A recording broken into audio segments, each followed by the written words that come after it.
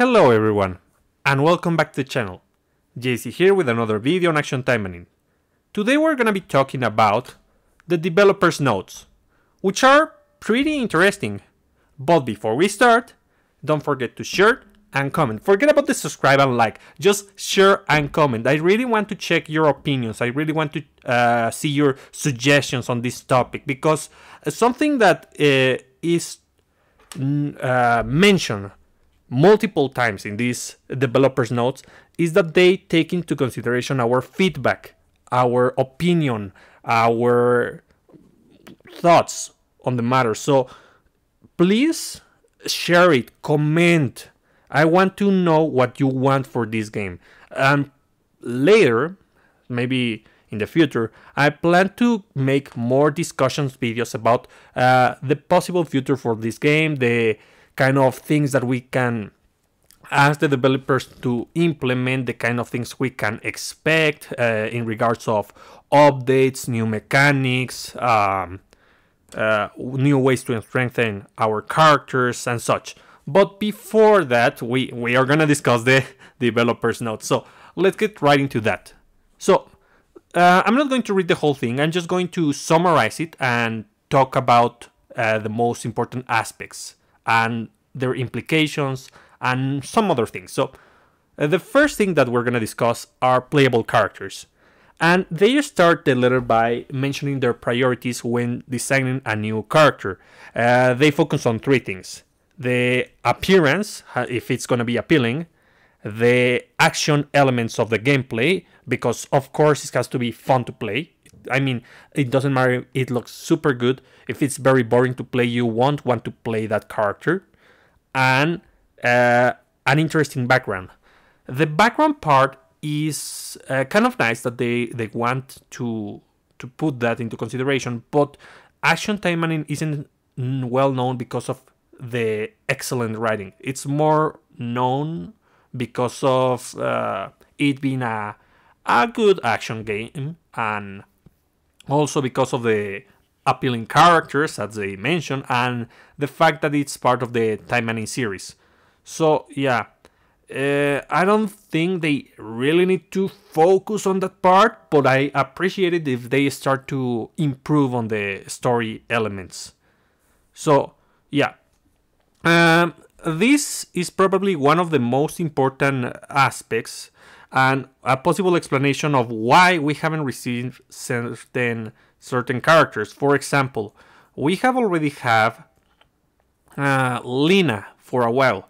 She's a sword user. So the reason why we haven't received her is because her gameplay would be pretty similar to Asagi, to Ingrid, or even Anaros. So even though we have the model, we are not gonna get her soon, probably. I mean, I would like this character to be playable in the future, but I understand if they take their time to release her. And I don't mind, as long as they continue releasing good characters that are appealing, that have unique gameplays and such. That's also an explanation why we haven't received Sakuya. Sakuya is not a playable character. Sora is. Where are they? Here is Sora and here is Sakuya. Sora is already a playable character, and she... these two weren't that well received. Like, most players don't like young characters. They prefer more adult woman, you know. Which, I mean, it's the Taimanin series, and there's everything in that series. So I don't mind, really. But that's a reason why they probably haven't released Sakuya. But I can tell you that I wouldn't mind getting her, as long as they make her fun to play. For example, in my opinion, Sue is one of my favorite characters to play. I don't play her that much, but I really enjoy playing with this character because it's very fun to play, and especially after the character renewal.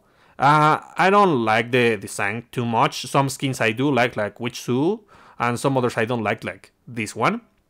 But It is pretty fun to play, so I enjoy it whenever I do. It is not top tier, that's another problem. I mean, it has to be usable enough. Like, it can manage... the characters should manage themselves on challenging content. They don't have to be top tier, but they don't have to be a hindrance. As long as they are not a hindrance, they are acceptable. And the thing is, some characters are not a hindrance even at level 75, but some characters are a hindrance at level 75. So that's where you can see where something is viable or not. Everything is going to be viable if you invest enough resources on them. That's guaranteed. There's no question about it. But the thing is, getting those resources takes a lot of time, so you're gonna want to invest your resources on something that performs effectively on most content. So yeah, so if they want to release Sakuya, they should focus on making her fun to play. She doesn't have to be broken, she just needs to be fun to play for the most part. And, well, let's go back to the letter. So there they mention a ton of things about how they select the characters. But in my opinion, this is something interesting because we received Eleanor out of nowhere. There was no hint that they would give us Eleanor, but she just arrived. And that's good. I mean, I like a bunch of characters. They could add a ton of characters. The Taimanin series has a bunch of appealing characters that you may want. And Brumilda, however you want to call her, it's a character I would like to see, especially because we don't have too many machines.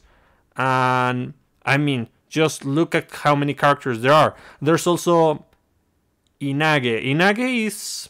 I mean, you look at the old lady and you say, why would anyone want her? But she becomes younger, and then everyone wants her to be on the game. And I like the idea.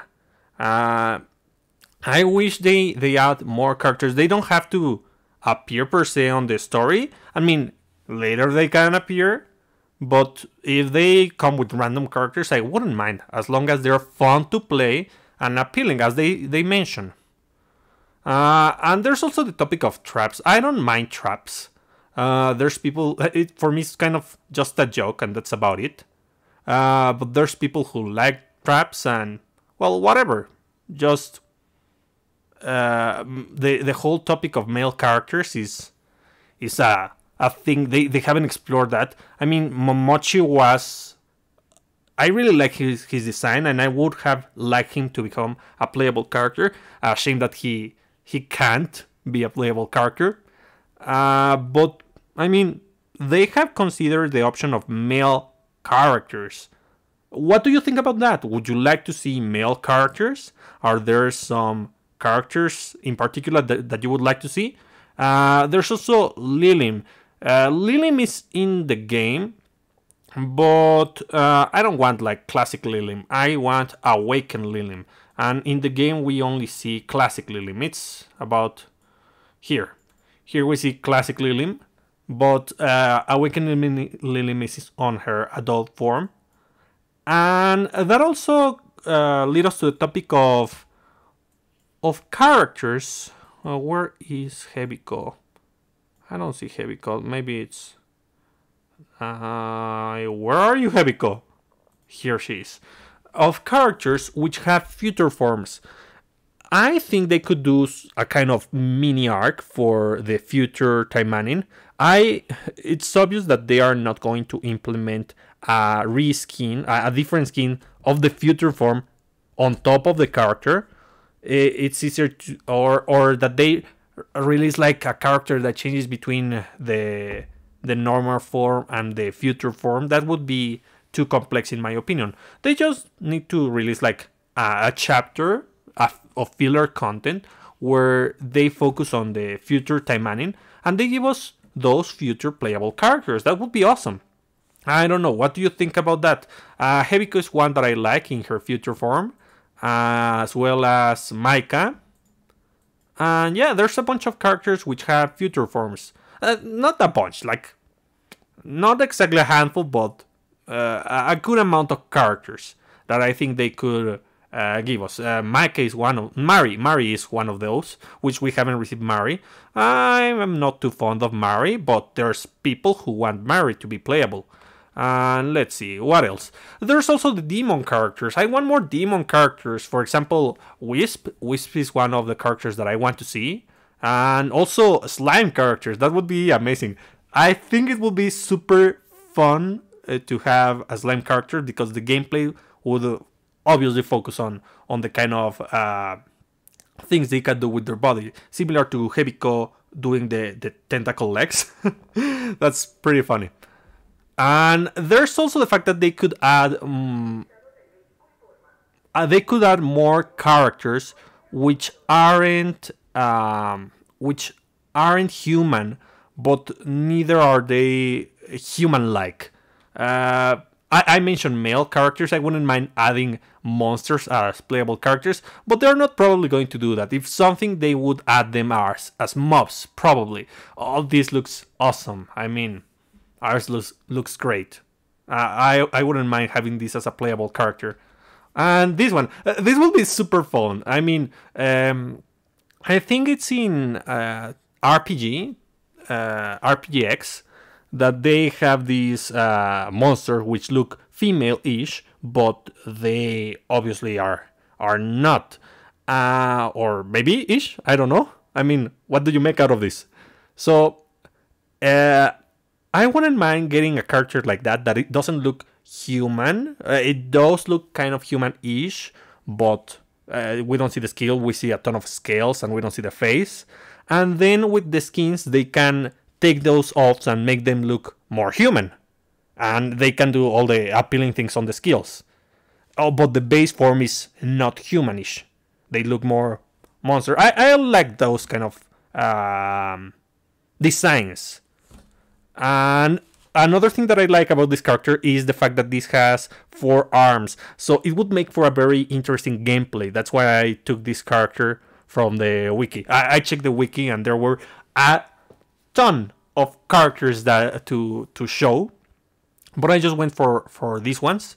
And I think that there's a huge amount of characters that they can use. And there's also characters that we have seen throughout the game already that work as supporters that are kind of popular. People want to see. Maybe, for example, Fuma Hibiki, Lina, which is already in the game as a boss. We have what other character? Supporter character is very popular. I don't know even. Who? Maybe.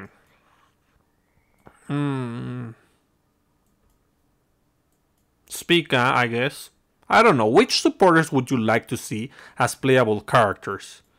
I mean, in the end we received Micah, so it kind of happened. They are willing to listen, for sure. Now, after that, yeah, we also have to talk about collabs because we have only, they call it a collab, and to some extent it is kind of correct. The thing that happened with Anna Rose. Anna Rose was a whole controversy, you already know that, because she's paywalled, and she was the first character which isn't from the... She's, I think, a property of Lilith, and she lives in the same universe as the Taimanin, yeah, whatever, but I'm not super sure about that, but she was considered a collab character, and she was paywalled. So I think it has passed enough time for us to try this again. Just Gremory, don't do the paywall thing. You can release packs to celebrate the release of this character or to commemorate the collab, which are good deals. That's a better way to monetize the collab. In fact, similar to the Black Friday thing, you can do some interesting packs which give good value just because it's a collab. And people do buy those rather than forcing the players to actually pay for a character that is considered collab. So yeah, do rethink how you do this, because there's options. There's maybe not everyone wants to collab with this company. The video that they did on Christmas was kind of weird, suggesting, hey, we're here, you can contact us if you want to collab. I mean, shouldn't it be the other way around? You shouldn't contact people to do collabs instead of waiting for people to contact you? I mean, well, it doesn't matter. Just focus on your internal collabs, as we call them. They working with Lilim's properties. For example, Anne Rose. I'm not too knowledgeable about the whole thing, but there's a bunch of other games which are not Taimanin, but there are Lilim's games, so you can do that. And there's also like Sonico. Sonico is kind of the ecchi thing that's there, which tries not to be ecchi while being ecchi. So yeah, you can do collabs. I'm sure of that, and I think we're ready for that. Gremory has been very receptive to our comments, and I hope that they do that in the future. Let's see, what else do we have here? They mentioned that the character design is focused on trying to make them unique, which I have to say they have managed to some degree. Because, for example, we have Asagi, a sword wielder, Ingrid, a sword wielder, and also Anne Rose, a sword wielder. And when I say sword wielder, I mean single sword wielder. We have double sword wielders, but those are different. So I'm just going to focus on Ingrid and Asagi. Asagi, it focuses on debuffs, on the time stop, on hitting very fast. And Ingrid focuses on skills, on burn, on hitting hard. She isn't like slow, but she isn't fast either, like Asagi. So they do feel different, even though they have the same weapon. Another thing that they mentioned because of this is that at the beginning the focus was to give a wide variety of weapons, which was fine because that is the easiest way to implement a wide variety of combat styles and characters. But now that the roster has expanded, it is very difficult for players to keep up with so many characters and weapons. So what they do is that they share weapon. For example, we have Momochinagi and Uehara Rin.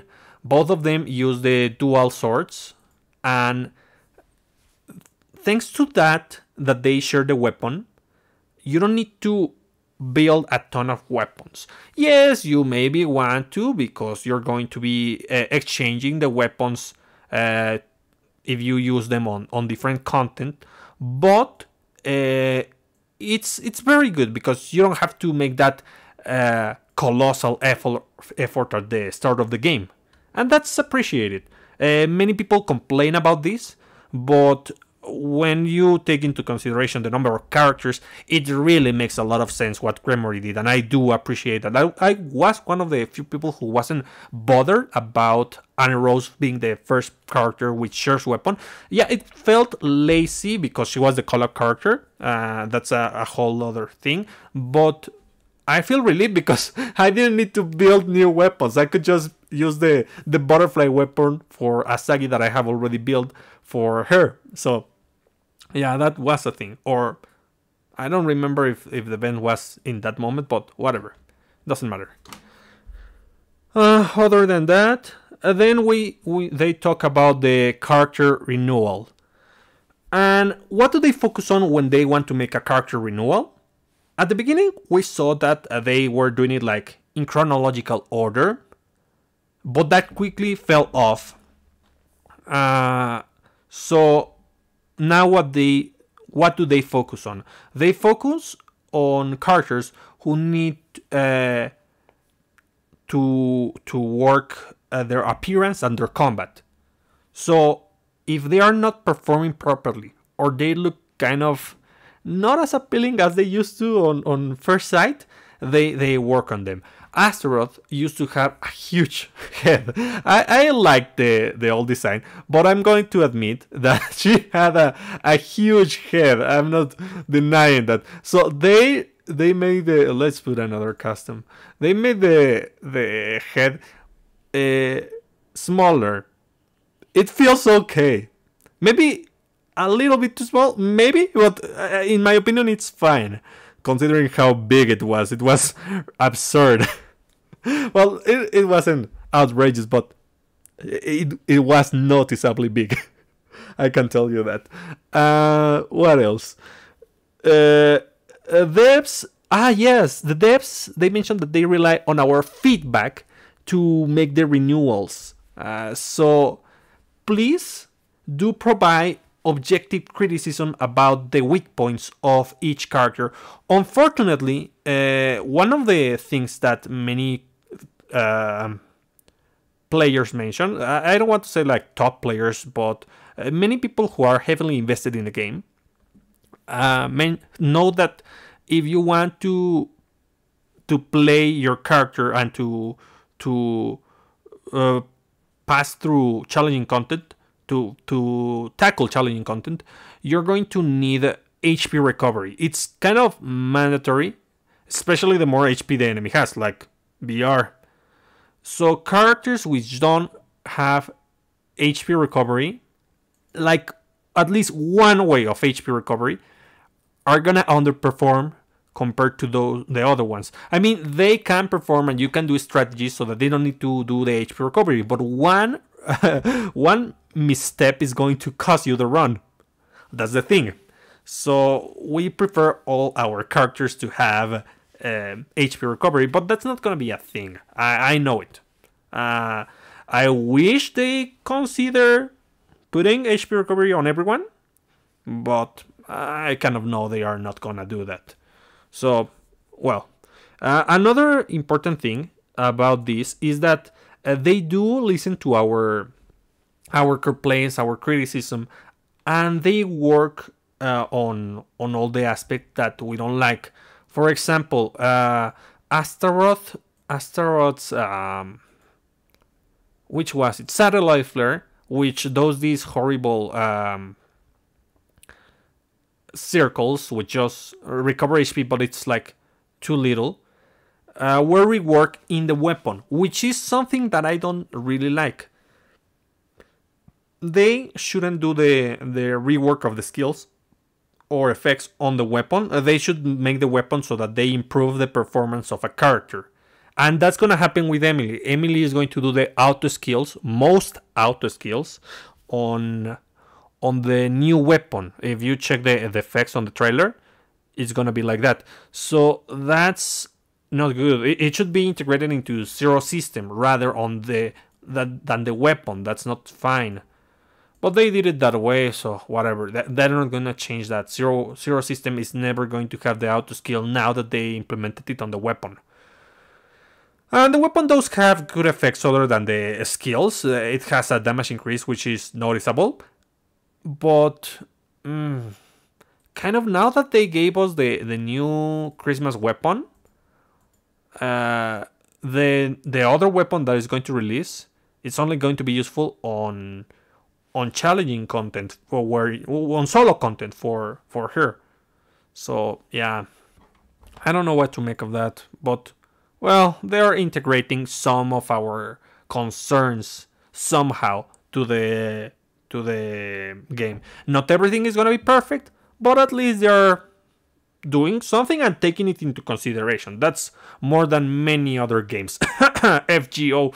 Okay, so now that that's out of the way, apparent renewal focuses on faithfulness on the original art. So that's something that they mention here, faithfulness on the original work, and I like that. Many people they don't like the characters as they are. and maybe they want the eyelashes to be more defined, the movement to be better, or the proportions to be more accurate.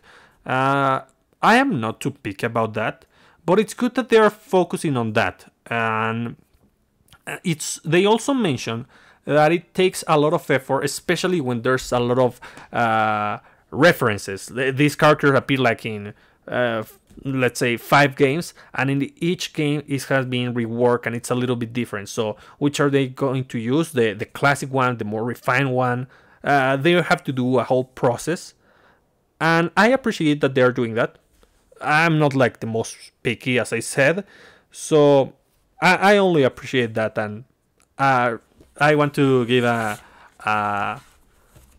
heads up to Gremory. They are doing very good work for the most part. There's other practices, gacha practices, that I don't approve, but well, there's good things and bad things as always. Now, renewal of skills is based on the percentage of skill uses. What do I mean by this? They're probably checking that there are some skills that people never use. Let's see. For example, which character which was reworked? Let's say Asteroid. I'm gonna go with Asteroid. Yeah. The example of Satellite Flare is perfect. Nobody used this skill because it recovered just too little HP, and it's a close range skill for a ranged character. I mean, it's technically a range attack, yes, because it's not with your hands or with the body, but it's around you. You have to be near the enemy, so it's close range. So they checked that nobody was using this, and they implemented the weapon, which improves on that, makes it more bolts that track the enemy, and they actually heal a good amount. So yeah, depending on the percentage of usage, they're going to rework the skills, because there is a framework to what a character is supposed to do and how it's supposed to play, which is completely fine. But they also want the skills to be versatile enough so that you have many ways to play the characters, which I gotta admit they are achieving right now. That's something that they are doing well at the moment. It's, in my opinion, characters used to be very like one-dimensional or two-dimensional, depending on the character. But now, as I check on Spinel's video, she can work with a bunch of combinations of her skills. And you don't even, nowadays, there are some skills, some triple color skills, which you don't need to use on triple color compositions. This one you can use on a mixed build. Just with one blue is gonna give you the attack buff, which is probably the best part of the skill. Well, a very good part of the skill. The damage increase is definitely better, but you get what I mean. So yeah, and that's really good that they are trying to make characters more versatile. Even though they are supposed to work in a certain way, there are options for the builds. Then they mention customs. There's not much to talk about this. There's a bunch of customs already in the game. So there is specific customs that are very popular. For example, let's go to the store customs. Like example, for example, the Bunny family. Where is the Bunny family? The Bunny family is one of the most popular custom sets, as you can see. It's there's almost 20 customs of these ones, while there's some other customs which aren't that popular. For example, Taimanin Days Off is not that popular. Which one? Slice of Life, oddly enough, is not popular. Which else? The towels, it's... I mean, I don't like the towel one. It's kind of simplistic. I mean, it's appealing, yes, but I don't know. Whatever, that's my opinion. But there's a bunch of good popular outfits. The maid outfits are very popular. So they try to add more and more content and they try to expand on certain families. Some that sold well, they already confirmed that they are going to increase. And another thing, we always have a limited customs, and they are they have said that they are planning to. They don't want to, but it's kind of like a theme now that there are certain parts of the years where those customs are going to be available, like Christmas. The Christmas customs are available in Christmas. And I want to congratulate Gremory on giving a bunch of free customs. For example, I think we received 2 tickets. I don't remember exactly how many, but it was on missions. We received 3 tickets to get the Christmas customs, specifically. Some of the Christmas customs. And that's super, super good because that way new players are going to catch up faster and they are not going to be too far off. They're not going to be left behind because that's the thing. New players need to spend a lot of resources and a lot of time to catch up or to at least make their accounts serviceable, usable. So the thing is that if Gremory each time they bring the seasonal packs and they give like 2-3 tickets of limited customs, the new players are going to be able to get some things that they want for the characters that they already have, and they're gonna improve their accounts little by little. So I really appreciate that they do that. Also, it's probable that we'll see more paid bundles for customs. If you remember, in summer we received a paid bundle of 3 customs, and well, it wasn't 1, it was 3 bundles, and each bundle had 3 customs for different characters. So I think that's pretty good. I remember the deal being kind of, I mean, it wasn't like the best deal, like the character level up packs, but it was a good deal nonetheless. So I like the idea that they do that. I wouldn't mind if they did, so that players can pay if they want, and if not, there's the crystal option, of course, or the tickets for the old seasonal customs, limited customs. Let's see. Other than that, we have, already the supporters. My God.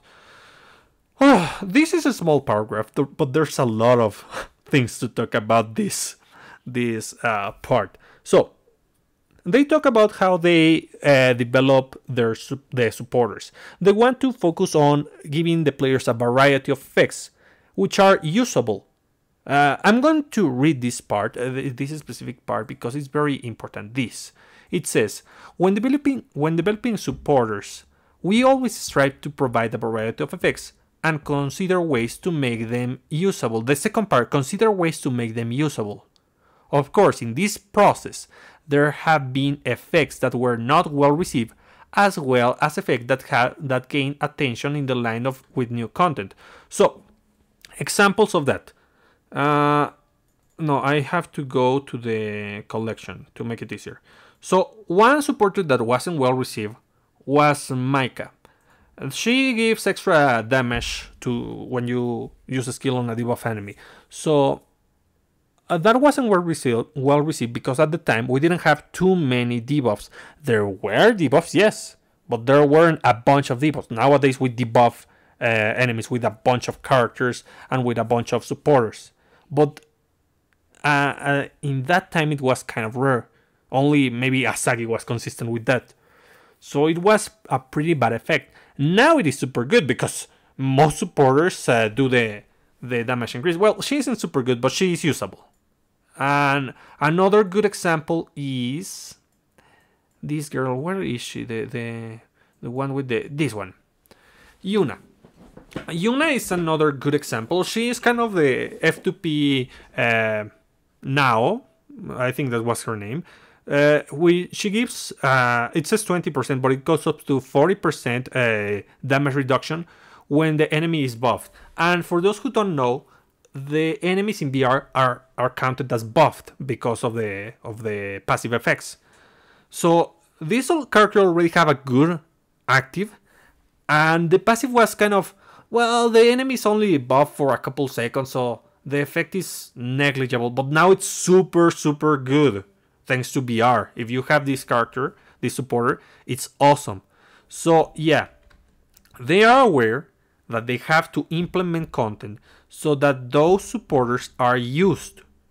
It's not like they should force us to use it. They should. There should be content where they are an option to use. Because if you are forced to use something that is bad, you're gonna be very annoyed. For example, which is considered bad? Where was she?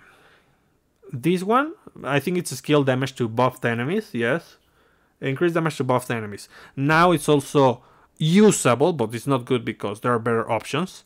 There's also, which one? One of the first ones. Hisui was considered to be bad because bosses weren't that difficult back in the day. But now the defense increase is super, super good for the bosses that we have now. This one. Karajina, I think. Yeah, Karajina.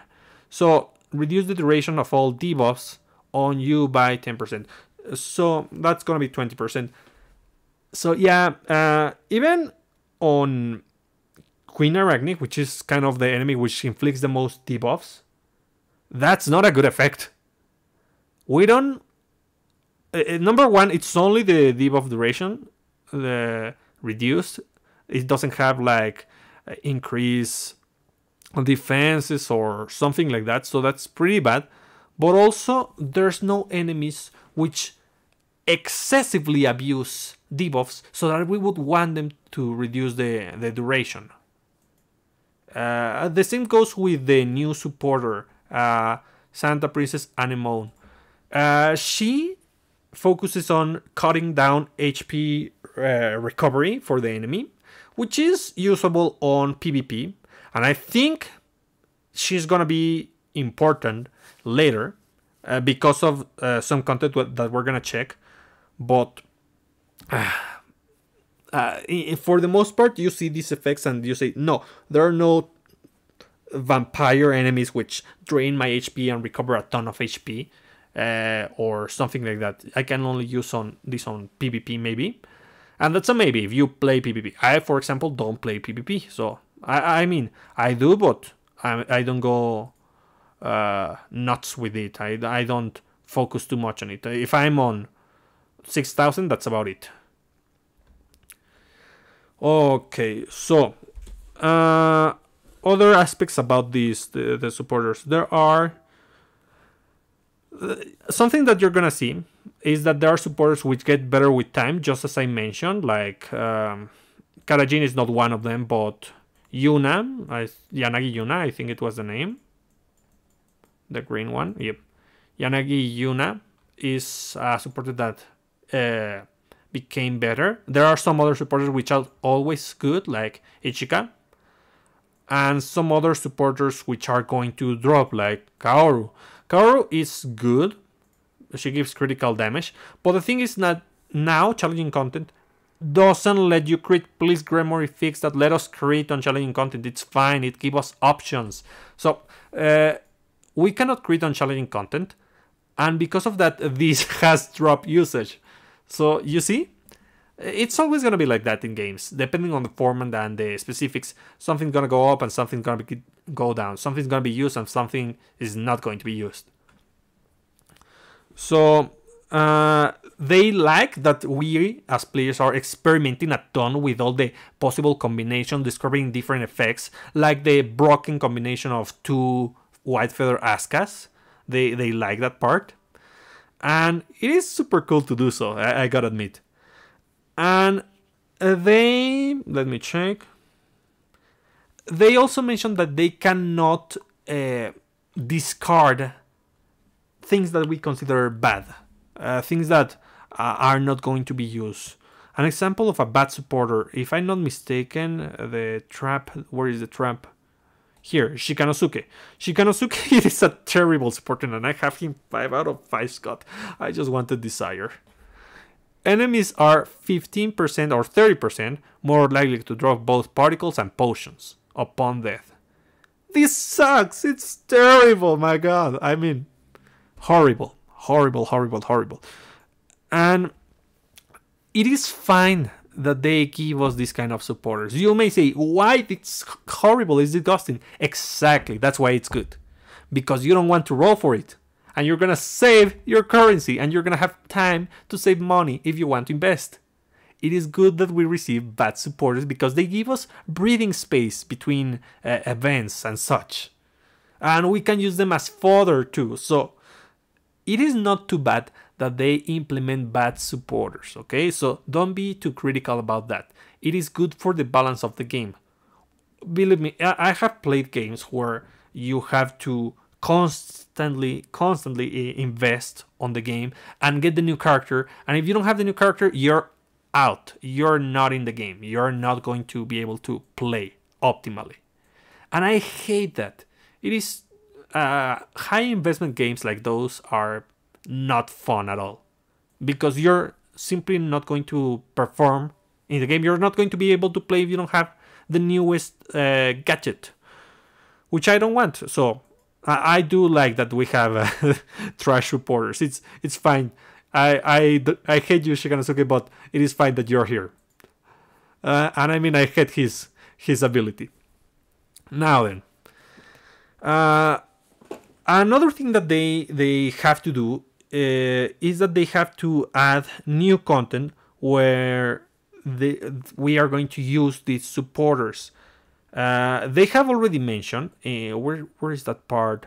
While it may not be possible to address everything now, rather than just balancing adjustment, we aim to provide features and content that allow players to utilize the supporters they have. So just like we mentioned previously, VR allows to use Yanagi Yuna, Homare Now, and many other things. But it also comes with power creep for other supporters.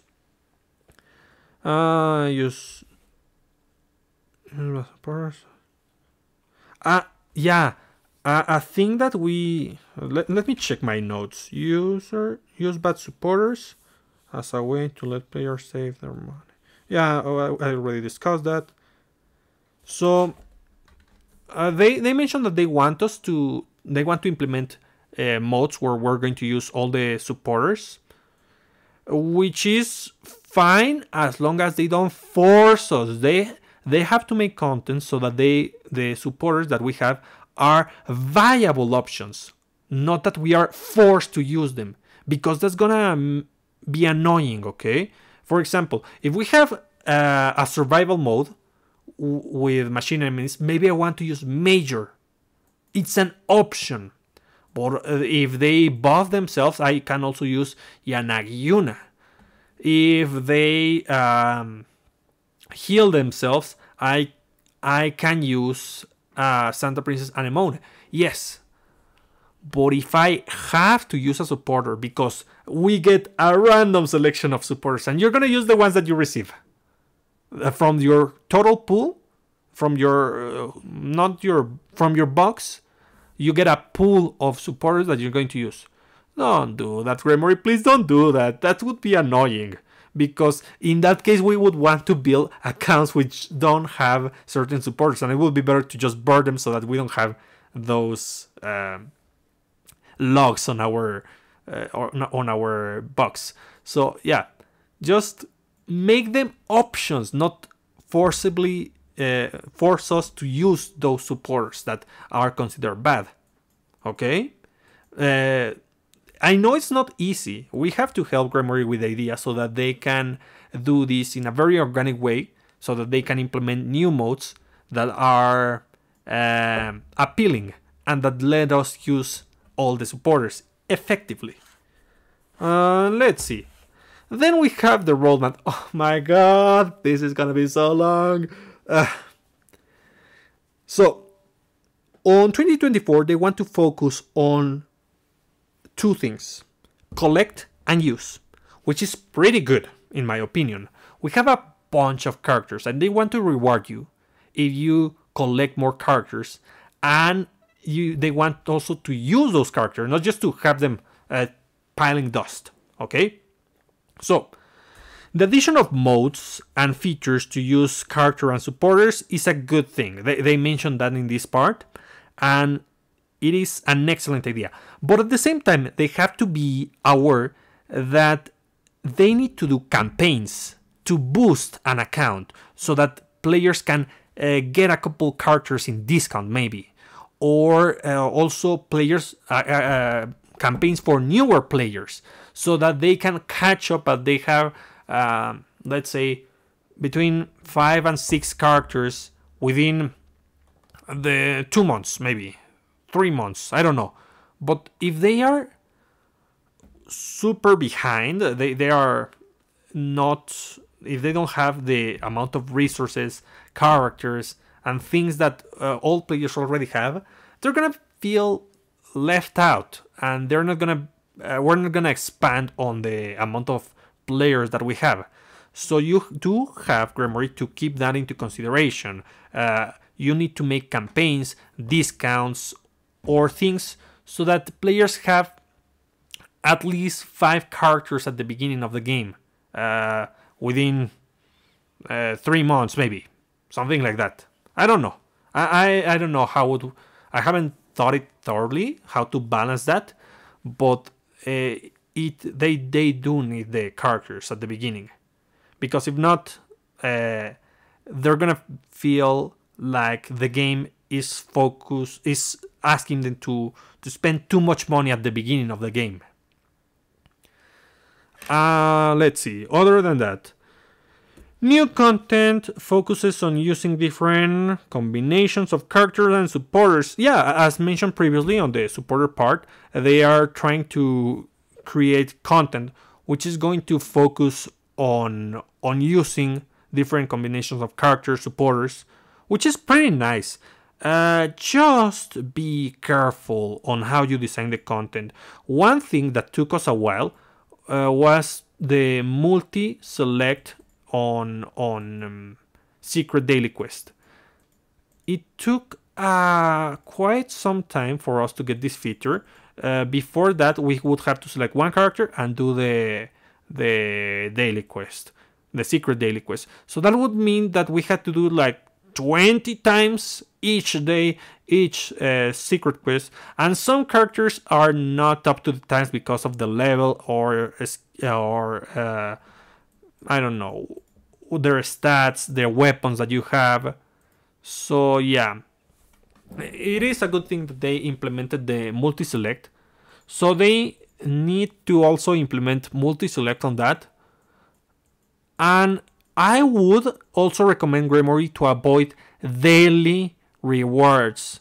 There's a topic that I want to talk about in the future about some draft of a law coming in China, but that's a topic for another video. But in my opinion, focus on monthly content. That would be a little bit better for us. It wouldn't cost us, it wouldn't require us to log in every day, because many people don't log in every day and many people lose on resources because of that. So focus on monthly content, which give us rewards. Maybe with 5 characters per month or something like that. I don't know. Let's see. And they also need to increase the frequency of half AP campaigns because of the focus on what was collect and use. If they want us to collect characters and use supporters and do combinations of those, we're gonna need more campaigns to strengthen accounts consistently, like every 3 months at least. Do half of campaigns for daily quest, specifically daily quest. That's what we need the most. You could do half of each weekend for the event, and that would be more than enough. Really, we don't need that much half of for events. We need it for daily quest. So yeah. Now let's check this. I didn't write notes for all of this. So let's see. It says, additionally update updates are planned to incorporate user feedback, improve convenience, introduce new content and features, and enhance features such as private room, which are good and all. Improve user playability. We plan to introduce features that allow users to set up supporters to be excluded from the dispatch. Yes, it was absolutely necessary from the very beginning. They took a while. Each time I have to put my supporters which are low level. And the fact is that there are supporters that I don't use. Let's see. I'm going to use the ones on the collection. No, on the inventory. For example, I never use... which one? No, I do use that one. Karagina. I don't use Karagina, for example. I don't use... Anemone. I don't use her. I don't use... who else? Oh yeah, Mari. Poor Mari. I don't use Mari. I don't use... this one. Which I like the skill reduction, but I don't use her. So yeah, there's a bunch of things that we don't use. And we can just put here as fodder. And it is a good thing that they are planning to implement that.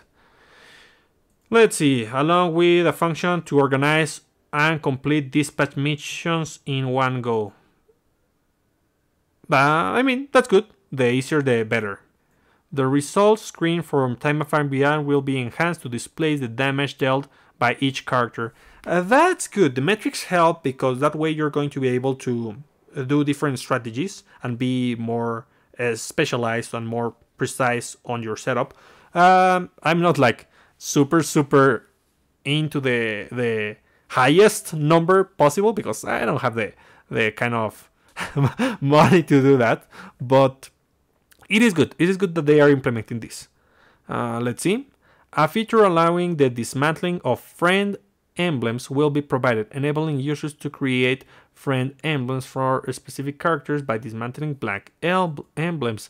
I think this is mistranslated, but what I get is that let's say that you already have all the costumes, the character is fully leveled up, and you're going to be able to dismantle these emblems to create blank emblems. Where are the blank emblems? To create blank emblems in order to create the ones that you really want. So yeah, that's not bad. It is good. I mean, obviously it's not efficient because of the way it works. You're supposed to use those and they're not going to give you enough to make another one. They're going to give you less. But you can craft whatever you want. So that's the advantage. Which is fine. Just craft whatever you want and you can. It is just another option. There will be improvements made to easily access information about items listed when using item selection tickets. I guess you can... I don't know what they're gonna do, but that sounds good. Because tickets were material tickets. They're gonna improve on this menu, I guess. I don't know exactly what that meant, but we'll see. I hope that it's good. Improvements is good. We will continue to strive to address user feedback. Please comment on those videos. Comment everywhere on social media so that they know what we want. And make ongoing improvements to any inconvenient aspects. Like, I don't know, facing a wall or maybe, I don't know, clipping through the floor. That happens. Just remembering some funny things. Now, new features. Firstly, special activities will be added. That sounds weird, but we'll see what that is. Depending on how many characters you own and how much you've upgraded them, useful buffs for gameplay will be applied. I guess that means... where are the characters? Where's Spinel? Level, CP... Intimacy. Here, Spinel. I guess that means leader skills to start with. Spinel is the only character which has a leader skill, so that's gonna be very useful that everyone has leader skills. But Gremory, be super careful. There's disadvantages. I wanted to do a whole video about this, but I'm gonna talk about it here very quickly. The fact that this gives a buff on skill activation has the merits. Number one, you don't get the benefit of the leader skill with the basic enhancer. That's not good. Make it count as a skill and a basic attack at the same time. Gremory, think about it. I don't know. Because if not, I don't want to equip this if I have my leader skill. That's one problem. Another problem of only making a skill activation for the buff. That you, players which have the heavy Sheikah pack, are gonna get more benefit out of this. I use the one that we were gifted. That's why I have this, but I usually don't buy them. So it's kind of an incentive and at the same time something bad, because you're not, I don't want to say you're forcing them to buy it, but it's like, hey, you're missing out because you're not buying it. So yeah, also put other conditions. That's what I'm saying. Maybe whenever the tank gets hit, like Murasaki, whenever this character gets hits, it debuffs the enemy. Also, debuff the enemies. Not leader skills can also be debuffs, not only buffs. Both are pretty good. So yeah, think on that, Gremory. Be careful on how you apply these changes. And you'll be able to obtain, let's see, depending on how many characters you own and how much you upgraded them, useful buffs for gameplay will be applied, and you'll be able to obtain the necessary items at regular intervals. That's good. The regular interval things is pretty good. I mean, at the beginning, it's really taxing on us. I remember where they implemented VR, it was hellish. And most people were missing out on resources because they couldn't farm optimally. So maybe do campaigns to make the new modes easier or farmable, and then it can be challenging. I don't know. Think about it, Gremory. Think about what happened with VR and how you had to increase the drops. Originally on VR, very quickly. VR. Where is VR? So when you enter a stage, we didn't have this regular reward. This was not a thing. You only got the drop, and you could get materials or the coins. So now you get guaranteed coins, and you can get extra coins or material, which is nice, and it makes it easy to farm.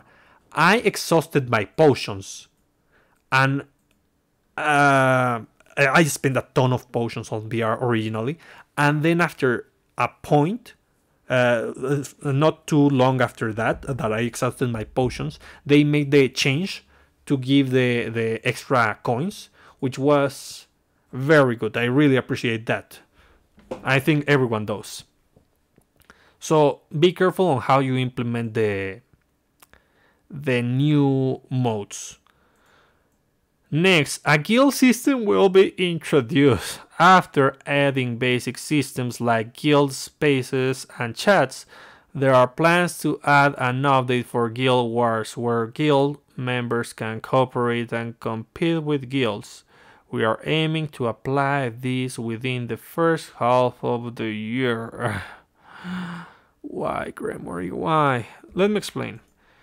People have wanted ways to do multiplayer, but they don't want it on PvP. PvP on gacha is not a good idea because you are forced, if you want to be on the upper part of the rank, to do the gacha constantly, get the best supporters, and that's not good. You don't want to do that. We want to have fun. And, well, the guild system is just saying that I expect it not to be even a multiplayer mode. It's going to be arena with a team of other players, I guess. Or achieving missions together. I don't know. Maybe Gremory is going to surprise us. Maybe it's going to be something good. But I really don't like the aspects of competing against each other on a gacha game. Because there's going to be the Guild of Whales, which is going to be number one at everything until they get bored. That's going to be it. And usually they give rewards depending on the ranking. Which means most players are not going to get good rewards. Like this.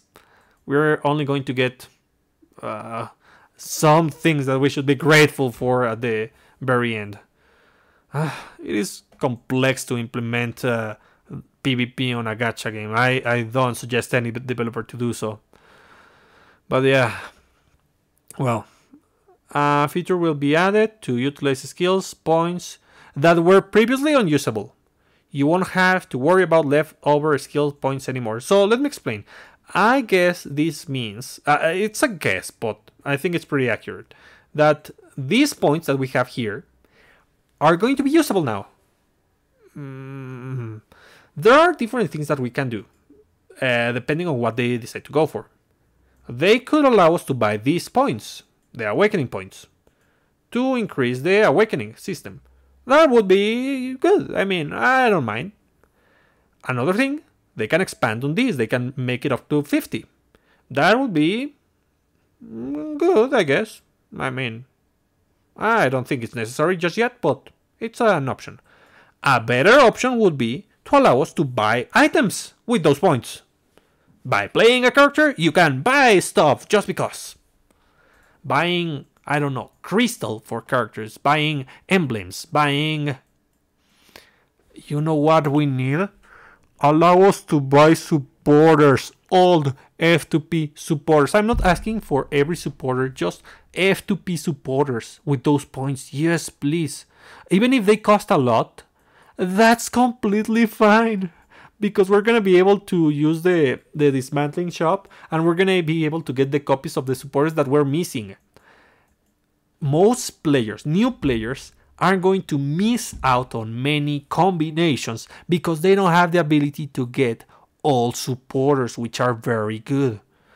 And sometimes you want multiple copies of a specific supporter to do a certain composition in VR. So Gremory, think about it. It doesn't sound too bad to actually, similar to VR with the weapons. Yes, the weapons cost a ton of points. If we were able to buy one copy of a supporter with the points with the skill points, that would be amazing. Really, really good.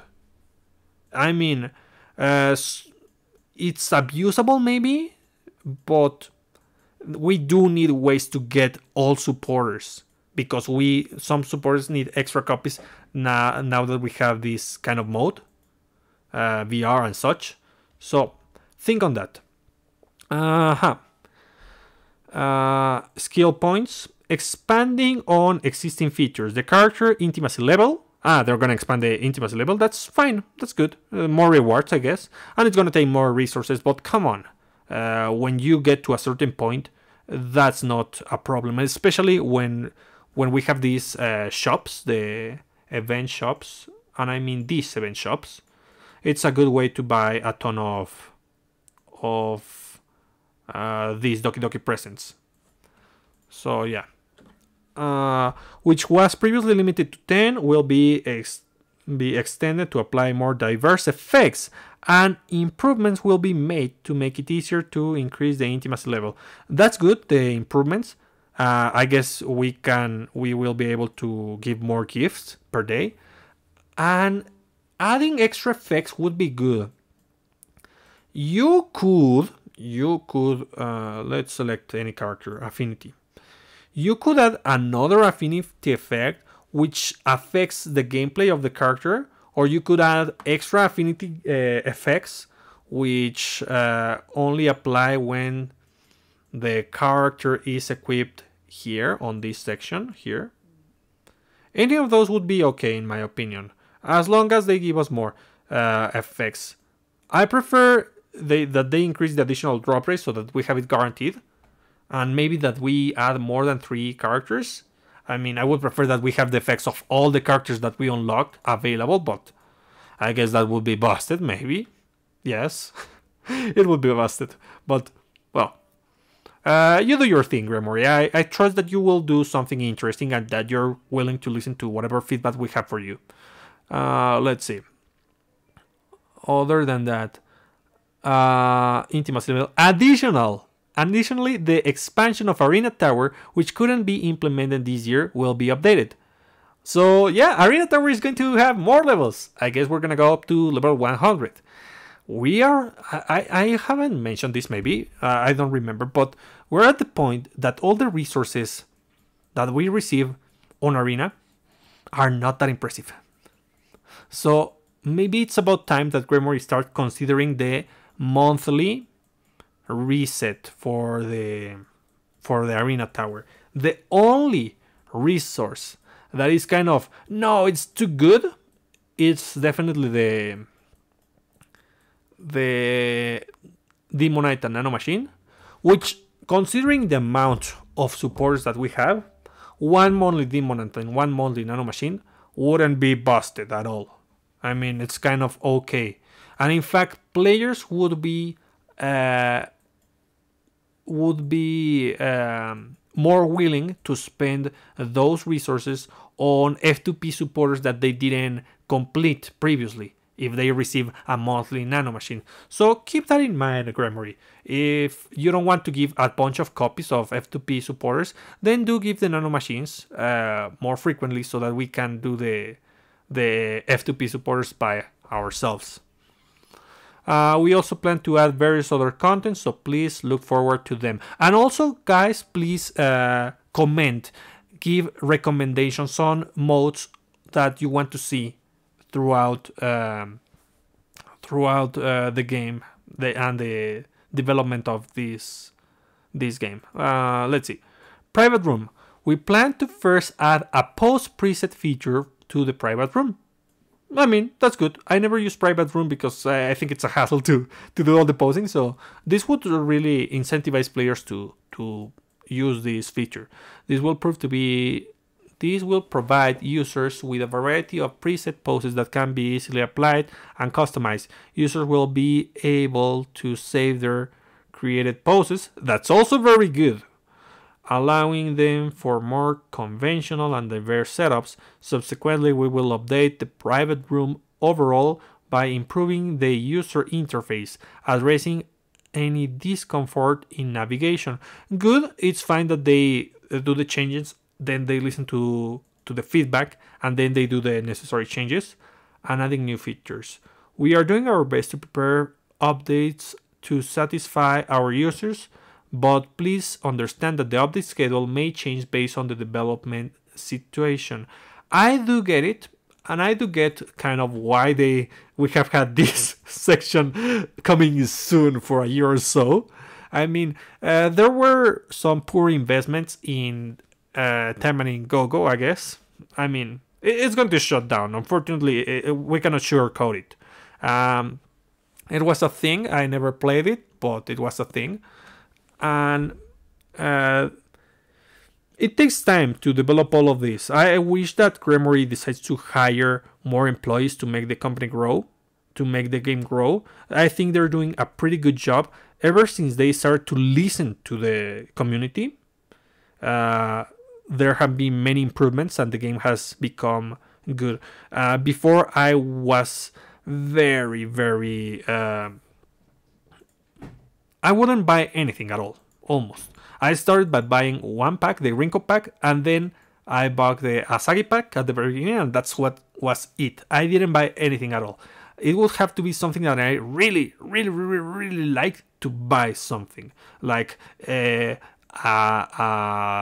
golden pass, a really interesting golden pass, or a really cool skin like Murasaki's. Murasaki's limited skill I like, but then I skip Rinkos and I skip many other characters, and until it was, I think, Kurenai, I decided to buy that one too. So I was very angry at the way they monetized the game before, but now they give good deals. They still do some pretty bad monetization.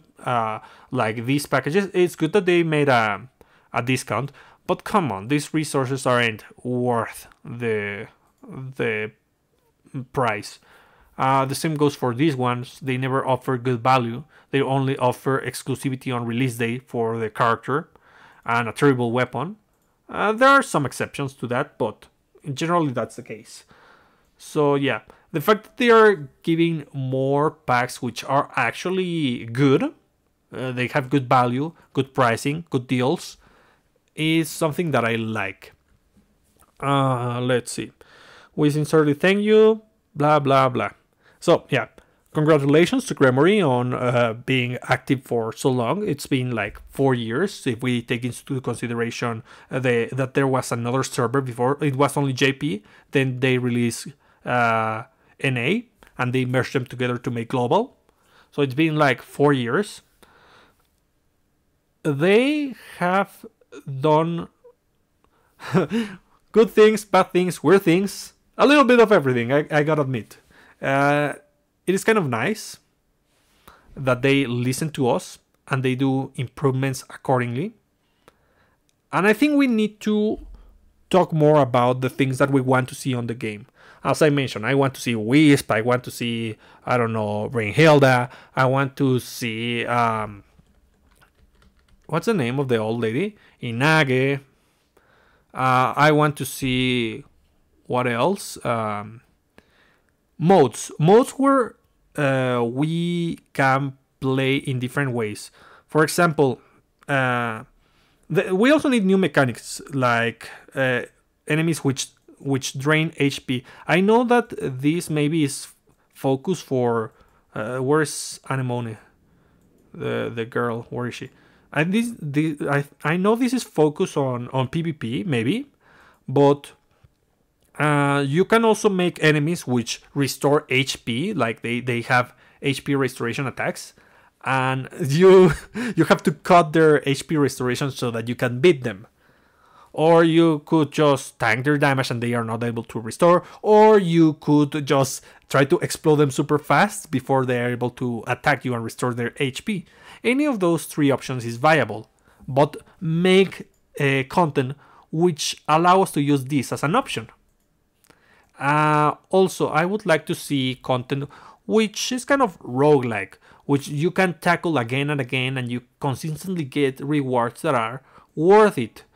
I know, for example, some things have to be limited, like let's say a ticket for a seasonal weapon. Which are those? For example, the ones that we just received. Where's the sledge, the Christmas sledge for Emily? That's a seasonal weapon. The magic one for Sakura, I think I have it equipped. The magic one for Sakura. The blue sword for Rinko. Where is the blue sword? This one. Okay, those are seasonal characters, weapons and supporters. I think they could give us those, or like once per month, but on content.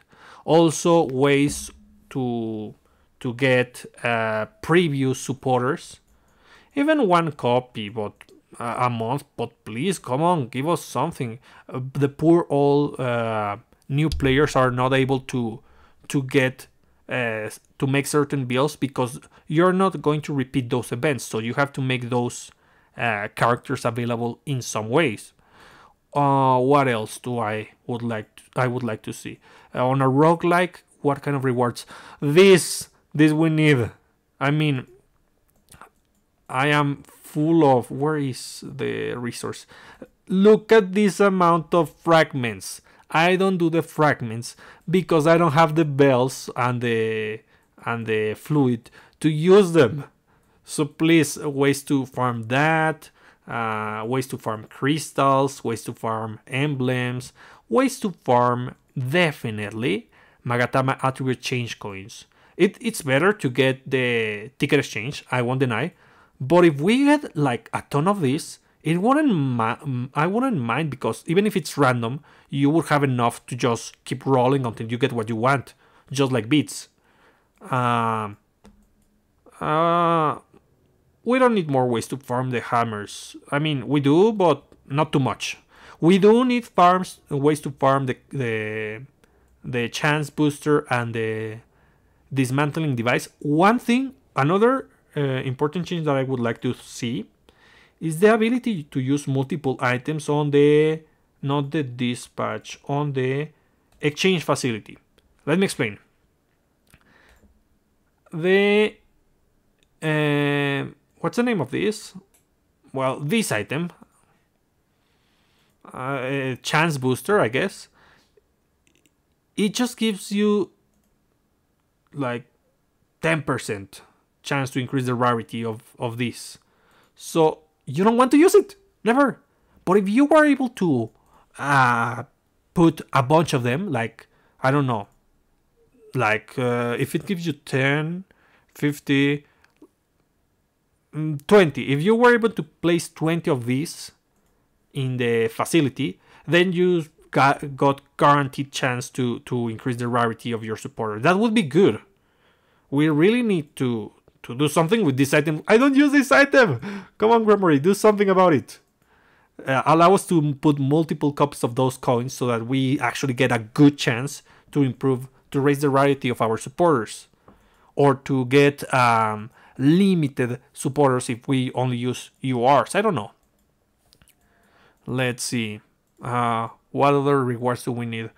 Demonite and Nano Machine, as I mentioned, once per month would be more than enough, because there's already too many supporters, and sometimes we need multiple copies of those supporters. So come on, Gremory, do take that into consideration for challenging content. Even once a month, I mean it. I don't know. What other items do you want to see on this kind of content? What other rewards would you like to see? What kind of changes would you like to see on these updates? What kind of improvements? What kind of new ways to use your supporters? What kind of enemies? What kind of characters?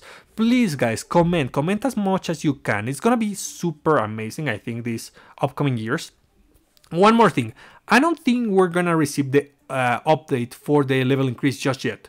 If you notice the number of stars, if it's 6 stars, so if each star gives us 2 levels, that will mean that this is going to leave us at level 99.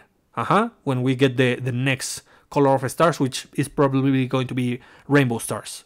So whenever we get the level expansion, we're gonna have more ways to increase the character level and get stronger. But I don't think we're gonna receive that just yet. I think we're gonna receive it on 2025. That's my opinion. Maybe I'm wrong, which would be nice, but I don't think so. I think that the level 99 is gonna be unlocked on 2025. So that's another thing to take into consideration, and don't be like too pushy on that, because I'm pretty sure they're gonna do it, but not just yet. So what do you think about this? What kind of changes are you expecting? What kind of things? What are your thoughts after reading this lengthy developer's note? It is not that lengthy, but my video definitely is. So I'll leave at that, and be sure to comment. See you guys. Bye.